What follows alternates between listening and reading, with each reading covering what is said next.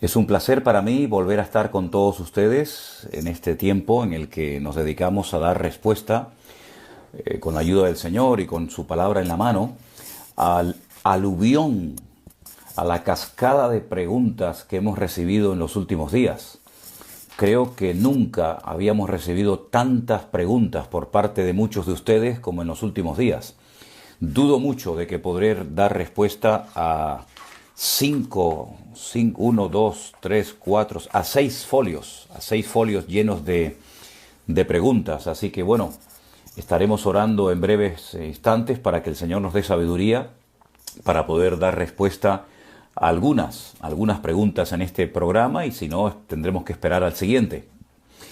Damos gracias al Señor por este precioso fin de semana que hemos tenido, donde seguimos celebrando 2 cultos debido al tema de la pandemia, debido a las restricciones en cuanto al aforo. Estamos celebrando 2 cultos por la mañana en nuestra iglesia del Puerto de la Cruz, que está pastoreada por el pastor Marcos. Y también estamos celebrando 2 cultos por la tarde en nuestra iglesia en Santa Cruz, para permitirle al mayor número posible de hermanos que puedan asistir. Además, ayer, como muchos de ustedes saben, tuvimos la celebración de lo que llamamos la Santa Cena, recordando con el pan y el vino la muerte, la resurrección y la venida de nuestro Señor Jesucristo. Y estoy segurísimo que muchos de ustedes, sobre todo de hermanos que forman parte de nuestra iglesia virtual, también estuvieron participando en el culto de las 6:30 de la tarde. Así es que gloria al Señor, que a pesar de la distancia, a pesar de las muchísimas limitaciones que todavía seguimos teniendo, podemos congregarnos, podemos vernos, podemos difundir la palabra de Dios a través de nuestros canales, tanto de Facebook como de YouTube. Recordarles una vez más, y en esto por favor pido vuestra ayuda y vuestra colaboración, el Centro Evangélico Vida Nueva solamente tiene dos canales. Se llama Centro Evangélico Vida Nueva en YouTube y Centro Evangélico Vida Nueva en nuestro canal de Facebook, este que están viendo. No tenemos más canales. Por ahí surgen de vez en cuando personas que, utilizando mi nombre, utilizando el logotipo de nuestra congregación, de nuestra iglesia, de nuestro ministerio, el nombre de nuestro ministerio, abren otros canales, abren otras páginas, poniendo de vez en cuando alguna predicación de las que damos, y a continuación se dedican a pedir dinero. En el momento en el que usted vea una página a mi nombre o una página con el nombre de Centro Evangélico Vida Nueva, donde le pidan dinero, automáticamente denúncielo, porque nosotros no pedimos dinero a nadie a través de las redes sociales. Por lo tanto, si alguien descubre, si alguien detecta que hay por ahí alguien, ¿verdad?, pidiendo dinero para un orfanato en Nigeria, o pidiendo dinero, sabe Dios para qué, tenga la completa seguridad de que no somos nosotros. Repito, solamente tenemos 2 canales. Uno, este que ustedes están viendo ahora mismo en directo, a las 18:03 de la tarde en las Islas Canarias. Compruebe la hora en su país. Centro Evangélico Vida Nueva en Facebook y Centro Evangélico Vida Nueva en el canal de YouTube. Nada más que esos 2 canales. Todo lo que se salga de ahí no tiene absolutamente nada que ver con nosotros. Si usted recibe un correo, una llamada, un mensaje del Centro Evangélico Vida Nueva o de este que les habla pidiéndole dinero, automáticamente descártelo, porque no somos nosotros. No solamente el Señor nos ha bendecido con su palabra, con su presencia, como siempre lo hace en los cultos, sino que además hemos tenido la gran bendición de poder conocer personalmente a hermanos que nos siguen en algunos casos por meses y otros por año. Los hemos conocido personalmente este fin de semana. 2 hermanas de la isla de La Palma, una isla que queda muy cerca de donde vivimos nosotros, forma parte de la provincia de Santa Cruz de Tenerife. Recuerden que las Islas Canarias son un pequeño archipiélago de 7 islas, y una de ellas se llama la isla de La Palma, lo que llaman, la que se conoce como la Isla Bonita, una isla verde, ¿verdad?, de norte a sur. Pues hemos recibido la visita de nuestra hermana Baudulia y también de otra hermana llamada Lisette. que han venido para visitarnos, estuvieron el domingo por la tarde con nosotros, fue una bendición muy grande el poder conocerlas. Vinieron con regalos y vinieron con fruta y vinieron con muchos detalles, de verdad que les agradecemos profundamente. Y la hermana Baudulia me trajo este regalito que a mí me hizo mucha ilusión. Es una taza con el logotipo de Centro Evangélico Vida Nueva. Así que muchísimas gracias, hermanas, por haber estado con nosotros. Y también a otros hermanos y a otras personas que nos visitaron y que nos conocimos por primera vez el domingo a la tarde en el culto. A todos ustedes, mis queridos hermanos, que el Señor les bendiga muy, muy, muy ricamente. Me dice nuestro hermano Juan Ramón, que es el que me ayuda. Hermanos, recuerden, hermano Juan Ramón, el que contesta a los cientos y cientos de correos de hermanos de todas partes del mundo que tienen interés en viajar con nosotros, si Dios lo permite, el año que viene a Israel. Pues me comenta que escriban al correo que hemos puesto en muchas ocasiones en la pantalla para que ustedes lo puedan anotar. Escriban a ese correo, no personalmente, no directamente a mí, porque si me escriben a mí, yo les voy a dar ese correo y él les dará toda la información acerca de los viajes a Israel. Que dicho sea de paso, de momento no podemos viajar, ¿sí? Las fronteras están cerradas, pero estamos orando y les pido a todos ustedes que oren juntamente con nosotros para que el año que viene el Señor nos permita viajar y llevar a muchos de ustedes a ese país donde les voy a enseñar la Biblia y donde van a poder disfrutar durante una semana como mínimo de una experiencia realmente inolvidable. Pero ¿qué les parece, mis queridos hermanos, si oramos y pedimos la bendición del Señor y pasamos ya a dar respuesta a algunas, no a todas, porque son muchísimas, las preguntas que hemos recibido en los últimos días, pero vamos a orar, pedir la bendición del Señor, que Dios bendiga este tiempo y que todo lo que estemos hoy compartiendo y hablando con ustedes sea de bendición. Así que pido por favor, si es posible, que ahí donde estás, te unas juntamente conmigo y oramos al Señor. Padre Celestial, te doy muchísimas, muchísimas gracias, Dios mío, por este privilegio una vez más que nos das de poder estudiar, de poder escudriñar las Sagradas Escrituras.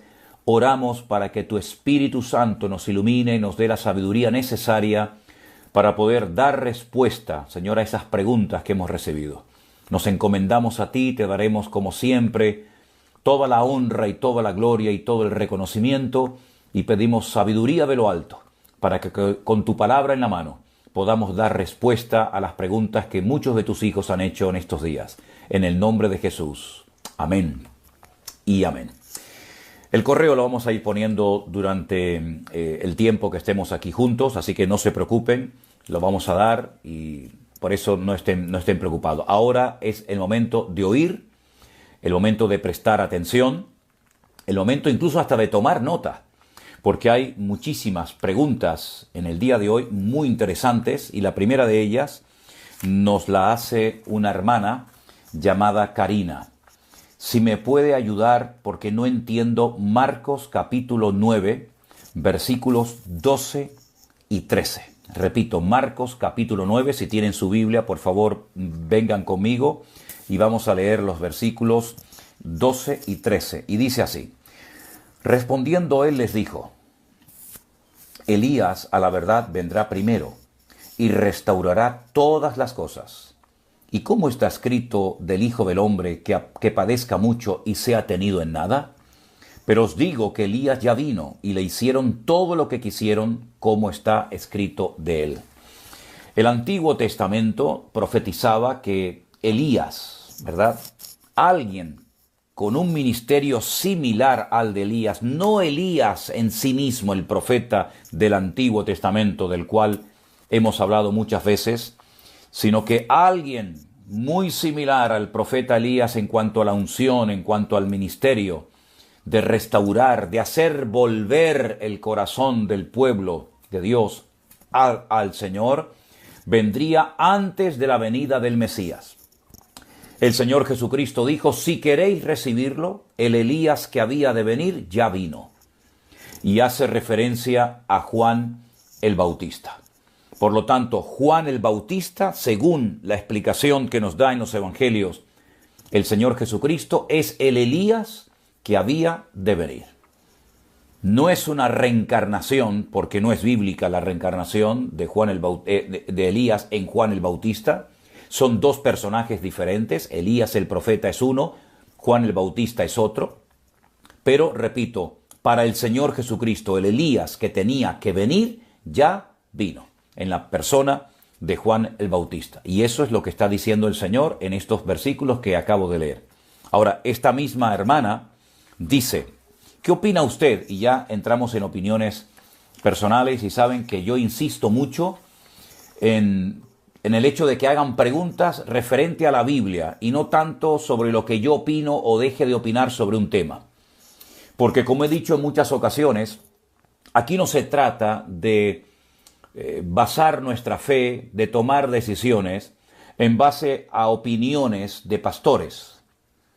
Yo sé que a muchos de ustedes o a algunos de ustedes les interesa mucho saber qué opino yo sobre ciertos y determinados temas. Pero aquí de lo que se trata es de lo que Dios diga en su palabra. Pero bueno, voy a responderle a la pregunta que usted me está haciendo, Karina. La pregunta es, me gustaría saber cuál es su opinión acerca de las profecías que muchos están colgando en YouTube, acerca de juicios, acerca de meteoritos, etcétera, etcétera.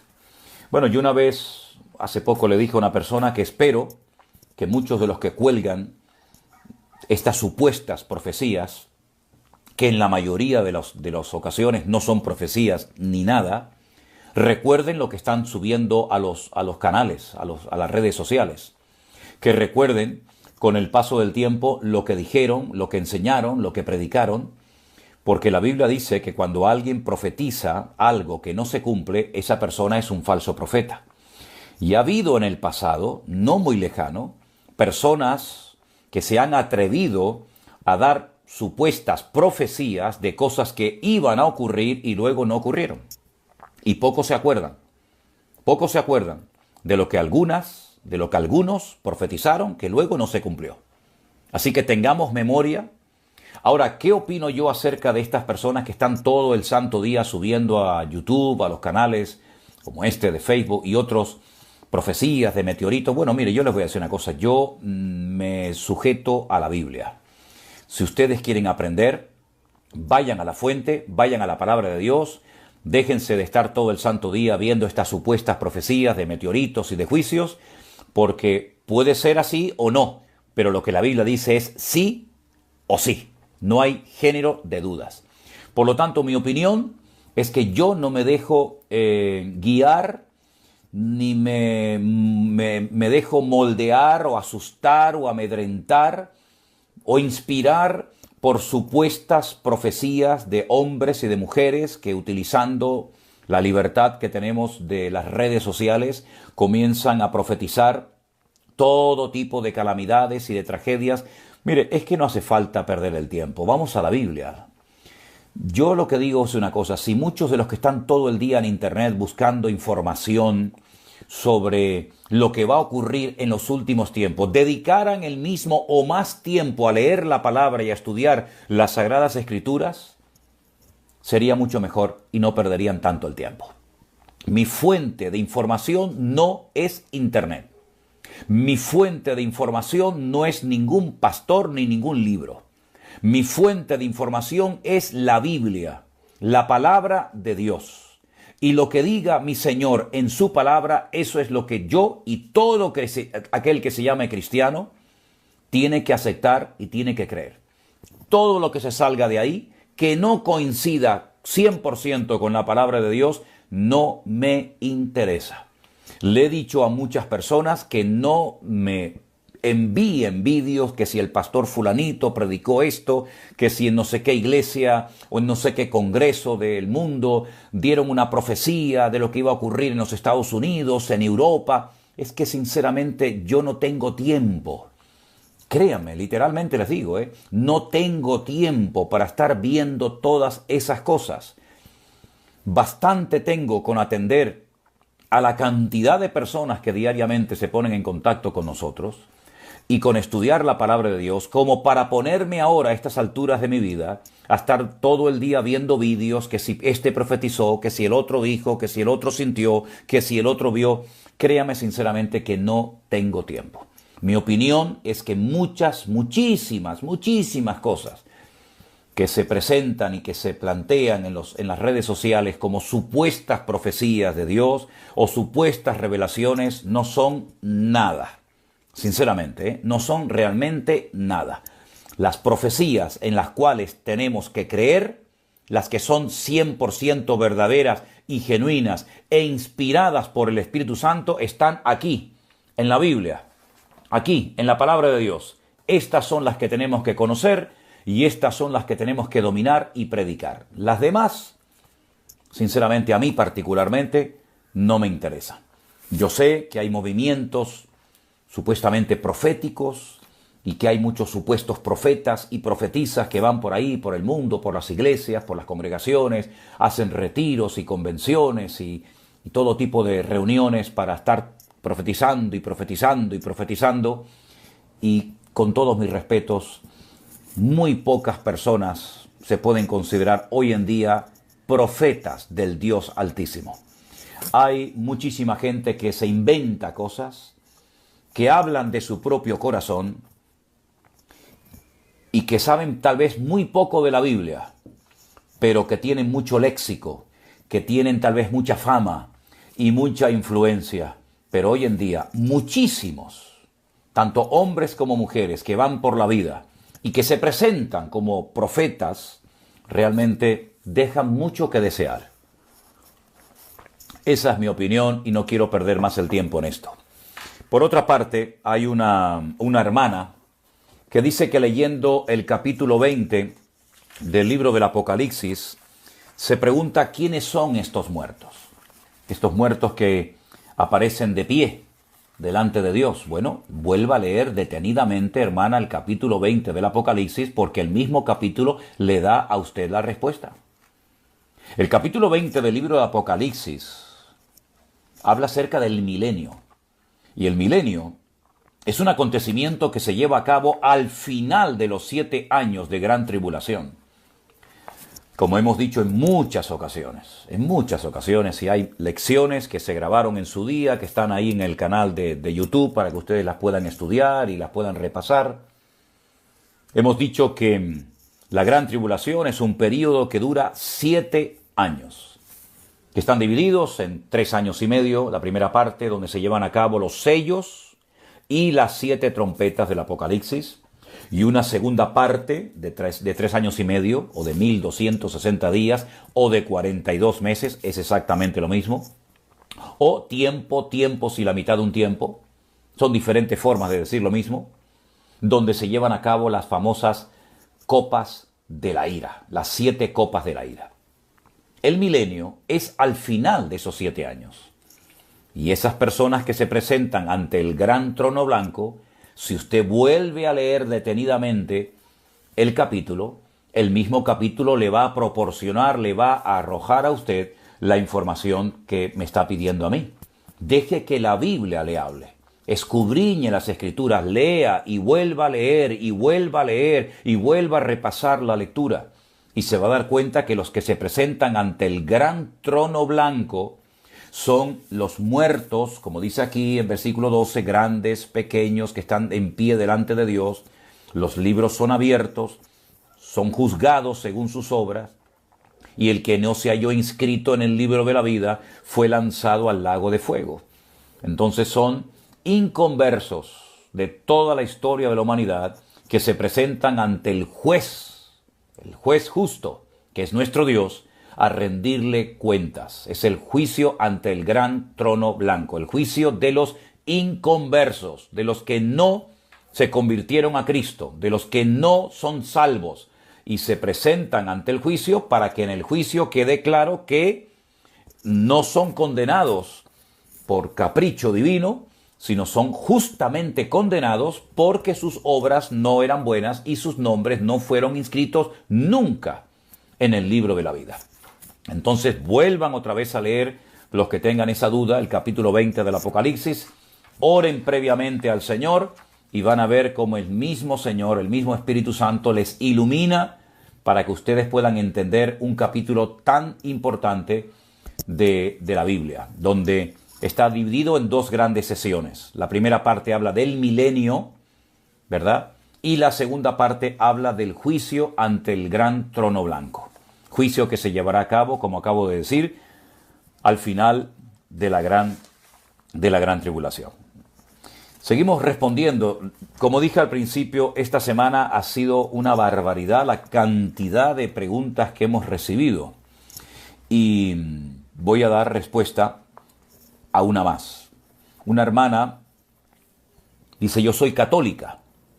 Me llama mucho la atención, pastor, la solidez de su conocimiento, por lo que me atreví a preguntarle la interpretación o lo que significa Juan 6, del 48 al 58. Si me permiten, vamos a buscar la cita, y los que tengan interés en aprender y estudiar la palabra de Dios conmigo en esta tarde, les invito a que vengan conmigo, repito, a Juan capítulo 6, versículo 48 en adelante. Y dice así la palabra de Dios: yo soy el pan de vida. Es el Señor Jesucristo el que está hablando en primera persona, y dice: vuestros padres comieron el maná en el desierto y murieron. Este es el pan que desciende del cielo, para que el que de él come no muera. Yo soy el pan vivo, que descendió del cielo. Si alguno comiere de este pan, vivirá para siempre, y el pan que yo le daré es mi carne, la cual yo daré por la vida del mundo. Mire, aquí está hablando el Señor Jesucristo en un lenguaje metafórico. No es que Él sea literalmente un pan. No es que Él sea literalmente una puerta. No es que Él sea literalmente una vid. Es una forma de hablar, es una forma de describir, de poner un ejemplo que todo el mundo puede entender para captar una verdad profunda, una verdad que Él quiere que quede bien interiorizada en la mente, en la vida de sus oyentes. Y entonces lo que Él está es haciendo una especie de comparación entre aquel pan, que lo conocemos con el nombre del maná, del Antiguo Testamento, del cual comieron los israelitas en el desierto durante 40 largos años, pero que todos terminaron muriendo. Comieron maná, el pan que caía del cielo, pero murieron. Y ahora viene el Señor Jesucristo, dice: yo soy el verdadero pan que descendió del cielo. El que me come, el que come de mi carne, vivirá eternamente y no morirá. ¿Significa eso que se tenían que comer a mordiscos, a bocados, al Señor? No, es una forma metafórica, es un lenguaje figurado, no es literal. Comer a Cristo, ¿qué significa? Participar de Él, aceptarle, seguirle, obedecerle, invitarle a nuestro corazón. No interpretemos lo que es con lenguaje simbólico o metafórico como algo literal, porque podemos cometer una gravísima equivocación. ¿Comieron o no comieron los israelitas en el desierto durante 40 años el maná? Sí, todos los días, todo lo que quisieran. ¿Murieron los que comieron el maná? Todos.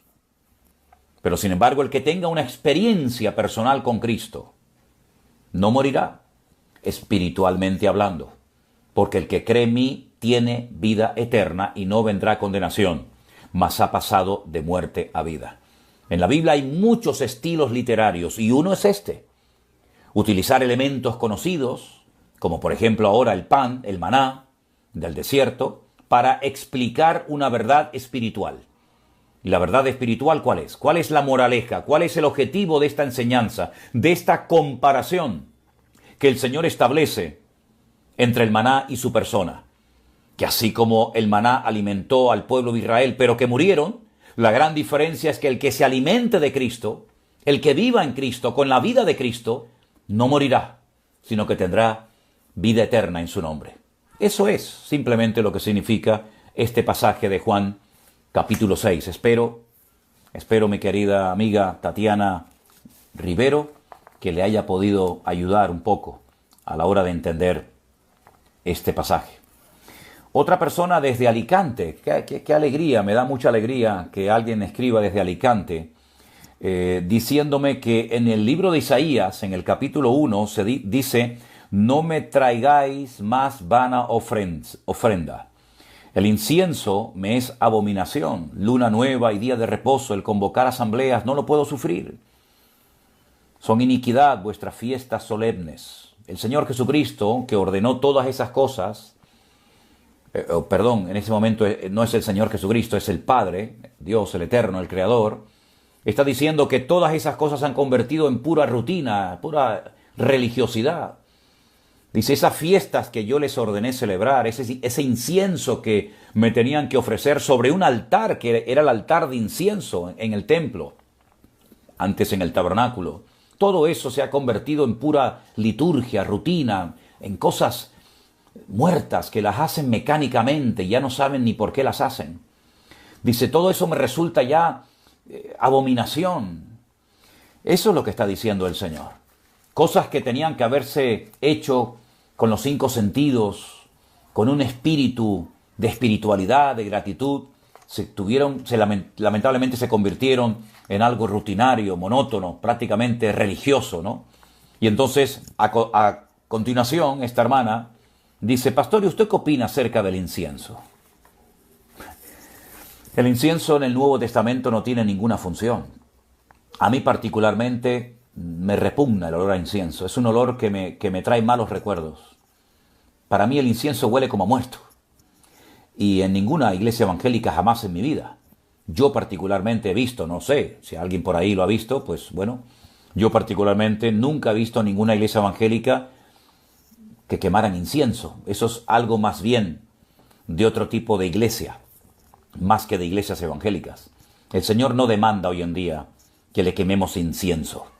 En muchas culturas, en muchas sectas, en muchos ambientes totalmente opuestos al bíblico, al ambiente cristiano, se presentan, ¿verdad?, todo tipo de inciensos y de olores. Yo tenía por aquí, si no recuerdo mal, un frasquito, se lo voy a enseñar si me permiten.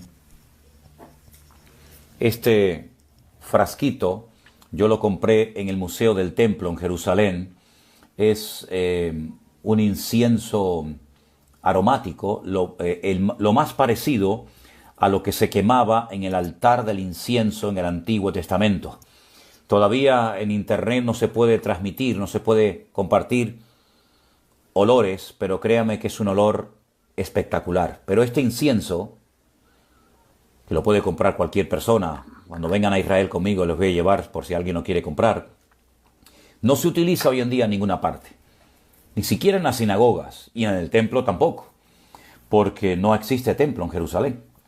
Por lo tanto, mi opinión en cuanto al incienso es que no tiene ninguna relevancia, no es para nada importante y necesario en nuestros cultos. De hecho, repito, nunca he visto en ninguna iglesia la utilización de incienso en un culto, nunca. Por lo tanto, poco más hay que decir sobre este tema. Un hermano hace una pregunta acerca de Ezequiel capítulo 23, el hermano Germán, o una hermana, Santa Germán, disculpe si es hombre o mujer. Capítulo 23 del profeta Ezequiel, del 1 al 10, me pide que se lo explique. Bueno, yo voy a estudiar, voy a profundizar en este pasaje y, si Dios lo permite, en el próximo día le daré una respuesta. Quiero leer detenidamente este capítulo para darle una explicación lo mejor posible acerca de lo que significa, ¿verdad? En principio, si no recuerdo mal, ahí se está hablando de Samaria y se está hablando de Jerusalén. Pero quiero estudiarlo bien para no dar una respuesta a la ligera, así que tenga un poquito de paciencia, si no le importa. Por otra parte, otra persona, un hermano, pregunta, leyendo 1 Corintios capítulo 12, del 4 al 10, se habla acerca de los dones del Espíritu Santo. Sí, efectivamente, hay dos listas en el Nuevo Testamento donde aparecen los dones del Espíritu Santo. Romanos capítulo 12 y 1 Corintios capítulo 12. ¿Usted quiere saber cuáles son los dones del Espíritu Santo? Romanos 12 Primera de Corintios capítulo 12. Y ahí están los dones del Espíritu Santo. No hay más. Esos son. Si hubieran más, se hubieran mencionado. Si hubieran más, se hubieran incluido en la lista. Entonces la pregunta de este hermano es, ¿cómo puedo saber el don que Dios me ha dado? Bueno, yo no sé en qué iglesia se congrega usted. Yo no sé si incluso en su iglesia a lo mejor aceptan el tema de los dones del Espíritu Santo. Hay algunas congregaciones que son reacias a este tema y dicen literalmente que no creen que los dones del Espíritu Santo hoy en día estén en la iglesia en pleno vigor. Por eso no sé cuál es su congregación, no sé cuál es la postura doctrinal de su iglesia. ¿Cómo puede saber usted el don que Dios le ha dado? Sobre todo me pregunta, ¿cómo puedo saber si yo tengo el don de sanidad? Bueno, esto por el uso, dice la Biblia, ¿no? En el libro de Hebreo dice que por el uso podemos llegar a ejercitar los dones. Por lo tanto, sería muy bueno que usted hablara con su pastor, que le pidiera tener una cita, una conversación, y que usted le preguntara a él, pastor, ¿usted qué don cree que yo tengo? Aunque es la persona, es el creyente a nivel individual el que debe de descubrir cuál es el don que tiene. Hay que orar al Señor. Hay que perder el miedo a moverse en el mundo del Espíritu Santo. Por supuesto, decentemente y con orden. Cuidado, ¿eh? Pero, sin lugar a dudas, todos los creyentes tienen un don como mínimo. Todos, sin excepción. Lamentablemente, no todos los creyentes, perdón, no todos los creyentes están al día en cuanto a cuál es el don que tienen. Generalmente muchos creyentes se preocupan mucho por el tema de los dones de sanidad, por el tema del hablar en lenguas, pero pocos tal vez oran al Señor por el don de servicio, por el don de misericordia, ¿verdad? Pero sin lugar a dudas todo creyente tiene un don.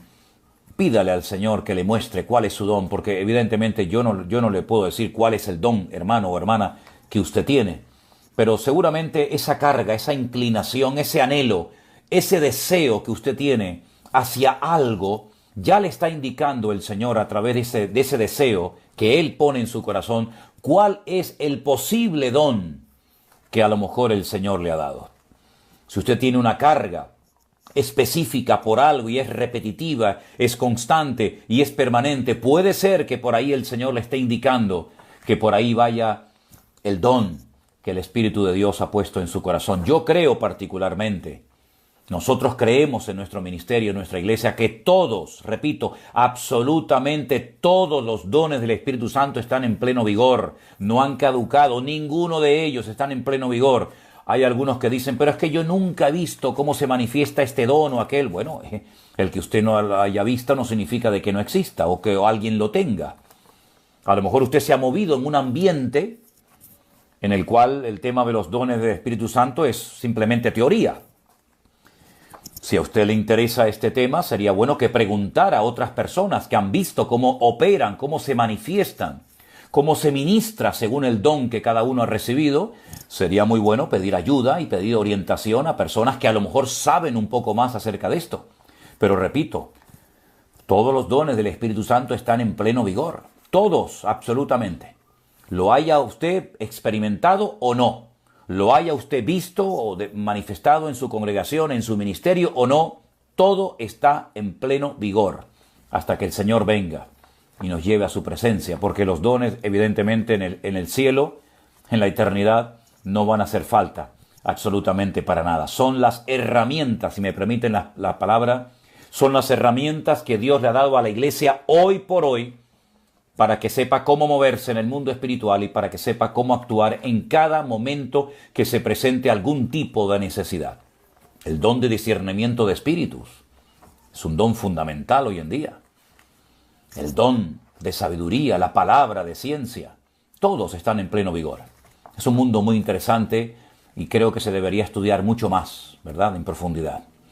Bueno, seguimos adelante. Otro hermano pregunta: he oído que el Espíritu Santo se va cuando seamos levantados en una nube. Y yo digo que el Espíritu Santo es dado para siempre. Yo le pregunto, ¿hay algún texto que diga eso? ¿Que diga qué? ¿Que diga que se va o que se queda? Yo no creo que el Espíritu Santo se va del mundo cuando la iglesia sea arrebatada. Es que la Biblia no dice eso. Yo sé que hay algunas personas que le han enseñado que cuando la iglesia sea arrebatada, el Espíritu Santo se va del mundo. Eso no es bíblico. Eso no es bíblico. También me lo enseñaron a mí. En la denominación en la que yo me convertí y estuve algunos años, y en el seminario en el que estudié, se enseñaba eso. Que el Espíritu Santo se va con la iglesia. Y cuando no estaba la iglesia en el mundo, ¿no estaba el Espíritu Santo? Pregunto, ¿necesita el Espíritu Santo a la iglesia para estar o no estar en el mundo? En absoluto. Génesis capítulo 1 no existía Israel, no existían los patriarcas, no estaba escrita la Biblia, no existía la iglesia, no existían los apóstoles, ni siquiera existía, digamos, en aquel momento la iglesia como tal, y ya el Espíritu Santo estaba. ¿El Espíritu Santo no es Dios? Pregunto. Si el Espíritu Santo no es Dios, o es Dios, ¿cómo se va a ir Dios? ¿Cómo se va a ir el Espíritu Santo cuando la iglesia sea arrebatada? ¿Quién dijo eso? ¿Quién dijo eso? Y si alguien lo ha dicho, que lo demuestre con la Biblia. Yo siempre digo lo mismo. Si yo estoy equivocado y alguien me demuestra con la Biblia, no con el libro del autor fulanito de tal, o con un libro que escribió un misionero o un pastor en el... No, con la Biblia. Usted me busca a mí, usted me encuentra un versículo que diga literalmente que el Espíritu Santo se va con la iglesia cuando es arrebatada, y no me va a quedar más remedio que reconocer públicamente que estaba equivocado. Pero es que no hay. No hay. El Espíritu Santo nunca ha necesitado de la iglesia para estar. ¿Han leído ustedes o han escuchado ese pasaje del libro Apocalipsis cuando un anciano le pregunta a Juan en la isla de Patmos, esta multitud que están vestidos con ropas blancas de todas las naciones, pueblos, tribus y lenguas, repito, que nadie puede contar quiénes son? ¿De dónde vienen? ¿De dónde han salido? Y Juan llora y dice, no lo sé, Señor. Y le dice, estos son los que han salido de la gran tribulación. Y no se han contaminado, no se han manchado. ¿No dice la Biblia que el que convence de pecado es el Espíritu Santo? ¿Sí o no? ¿Quién convence de pecado al pecador? ¿El pastor o el Espíritu Santo? Si hay una multitud que se ha convertido a Cristo y que han salido convertidos de la gran tribulación, ¿quién los convenció de pecado? Si el Espíritu Santo no estaba, es que el Espíritu Santo va a estar durante la gran tribulación. Y el Espíritu Santo es omnipresente.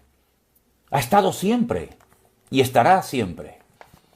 Ahora, yo respeto, pero no comparto la opinión de los que enseñan algo que no pueden demostrar con la Biblia. Repito, respeto, pero no comparto las enseñanzas que no se pueden demostrar con la palabra de Dios. Sé que hay iglesias, sé que hay ministerios que enseñan eso, hermano.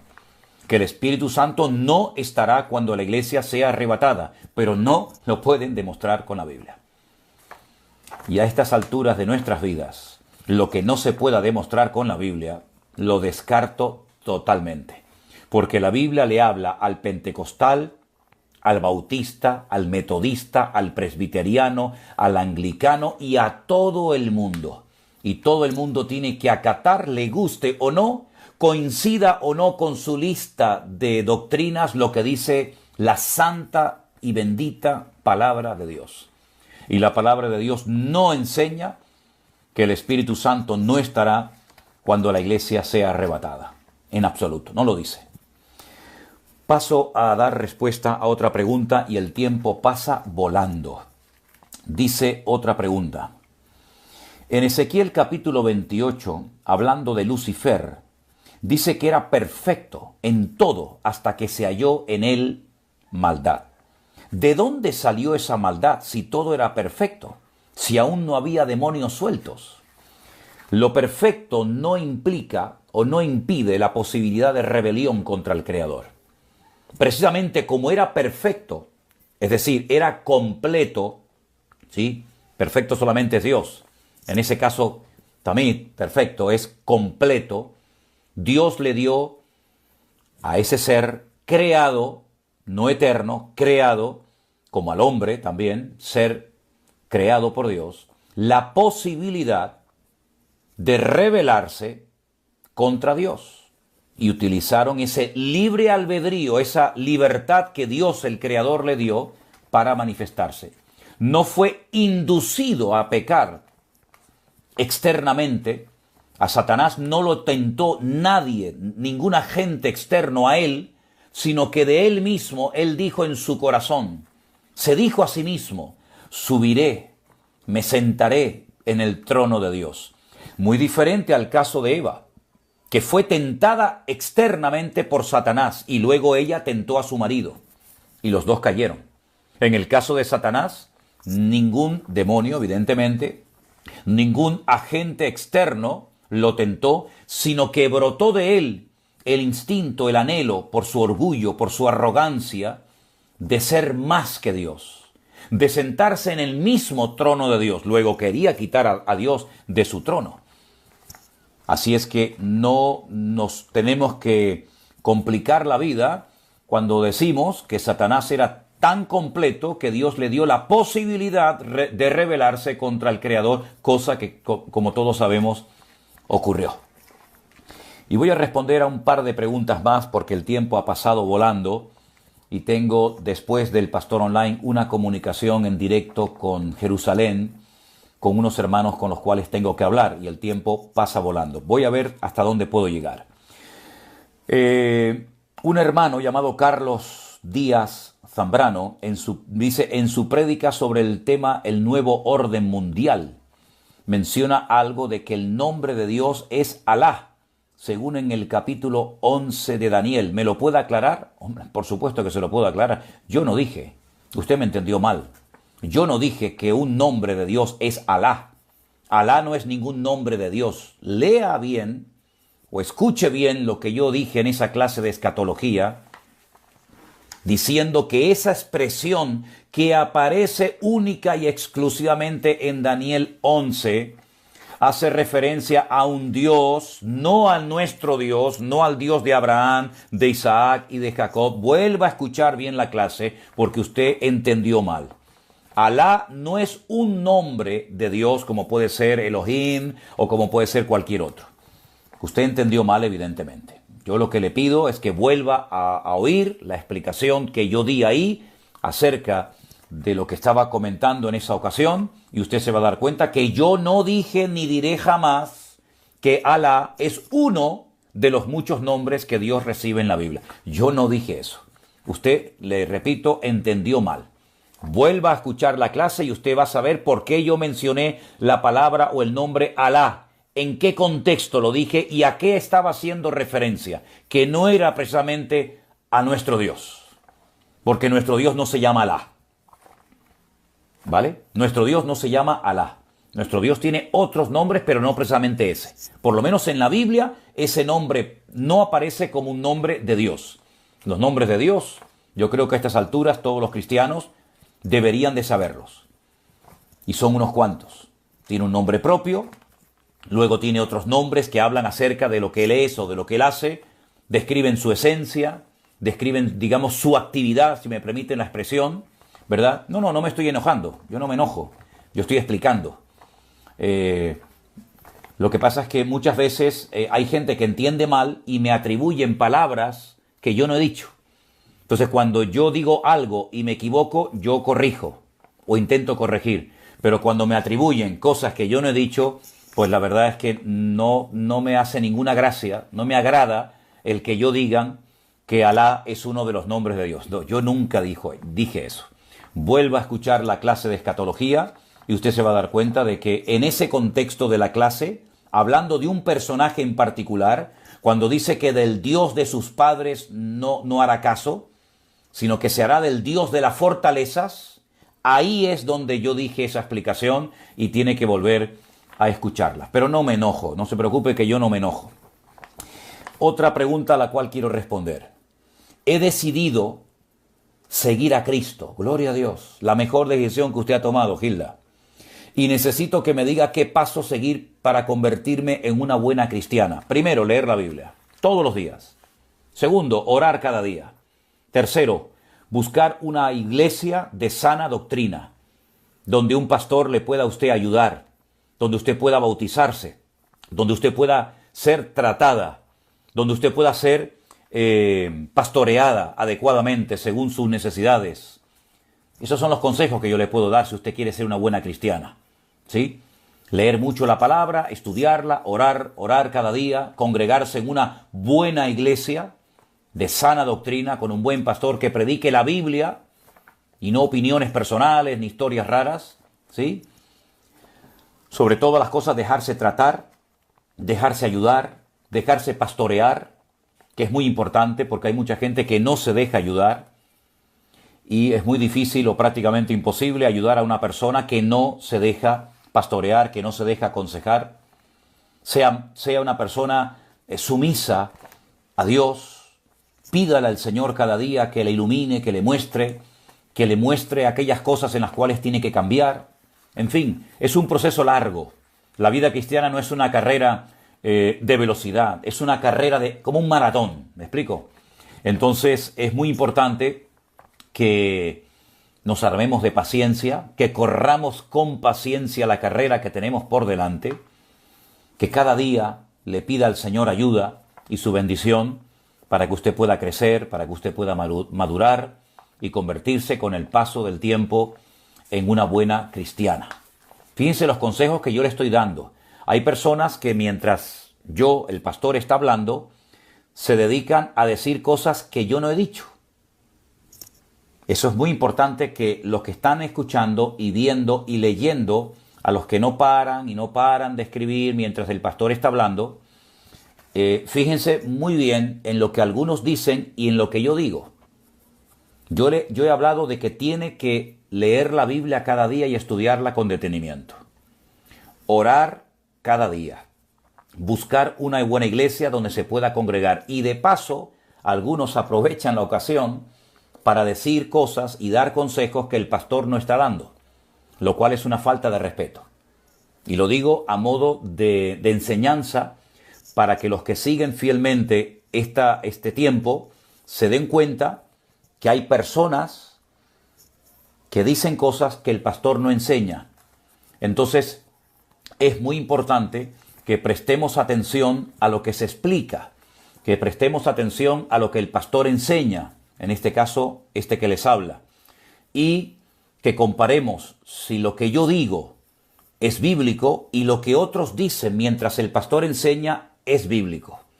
Porque hay personas que añaden cosas que no son prioritarias para ser un buen cristiano, pero las dejan caer para que si alguien las lee, crean que aparte de lo que el pastor está enseñando, hay otras cosas que alguien dice como que el pastor se equivocó o como que el pastor se olvidó. No, yo no me he equivocado ni me he olvidado de lo que tengo que decirle a una persona recién convertida que está pidiendo un consejo pastoral, no de ninguno de ustedes, un consejo pastoral acerca de qué tengo que hacer, pastor, para convertirme en una buena cristiana. A mí realmente me sorprende muchísimo y lo estuve comprobando el día que el pastor Anderson predicó en la iglesia nuestra en Santa Cruz, el día jueves. Yo estuve con mi teléfono, con el iPhone, con el teléfono que tengo en la mano, escuchando y viendo la predicación del pastor Anderson.